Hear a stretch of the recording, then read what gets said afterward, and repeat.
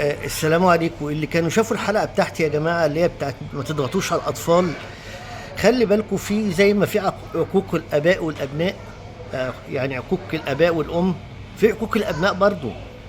يعني أنت ممكن ابنك قدام ربنا يقول يا رب يا رب ده أبي عاقني، لأن ساعتها بقى ولو حد بيسأل في حد كلنا كل واحد بيدور على مصلحته، مفيش حاجة اسمها أبويا وأمي. فدي حاجة مهمة. فالناس احنا بنحاول بس نذكرها، ما بنحاولش نضايقها. بنعرفهم ان زي ما انت بتطلب رضا ان ابنك وبنتك يكونوا بارين بيك، لازم انت كأب وكأم لازم تكونوا بارين بأولادكم. يعني مثلا في حاجة مستفزة جدا دايما بشوفها، بما ان انا من منطقة شعبية يعني. هو مثلا تلاقي الام مثلا ممكن تيجي تندى ابنها في الشارع، تقول له يا واد يا ابن كذا، وتروح شتماه. يا قليل الادب يا حاجه، دي انت شتمتيه. هو يعني هجيب الادب منين؟ يعني هجيبه من خلاط؟ يعني ما هو جايبه من حضرتك، ما انت بتشتميه، هو هيتعلم غير كده؟ فدي حاجات لازم نخلي بالنا منها. زائد يا جماعه يعني اطفالنا،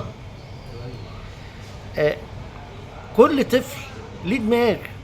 يعني في واحد يحفظ مثلا بسرعه، في واحد يبص في الحاجه يحفظها، في واحد تاني بصي مش حمار ولا بهيم ولا الكلام ده، لا.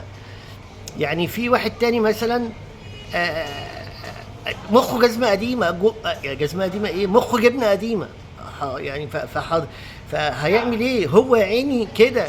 دي مؤهلاته، وما يقدرش يعني بينجح. احنا بنحمد ربنا، او ربنا بنحمد ربنا يعني ان ابننا نجح او بنتنا نجحت، حتى لو بياخدوا كل الدروس اللي في الدنيا.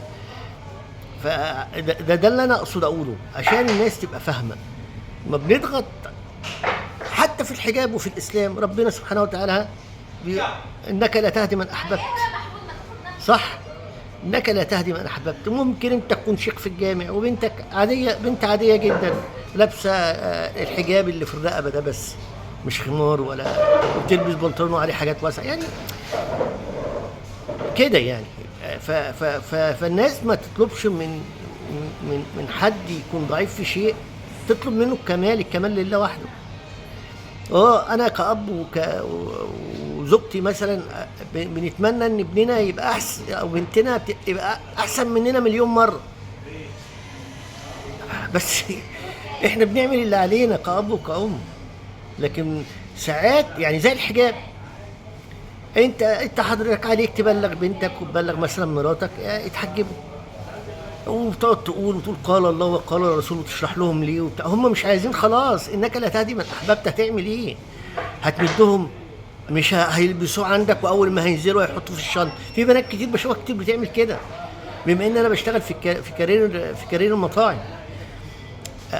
تبص تلاقيها تخش الحمام مثلا، راحت قالعه الحجاب وحاطه ميك اب وقاعده مع اصحابها، تخلص فلازم اذا كانتش الحاجه من القلب مش هتكمل.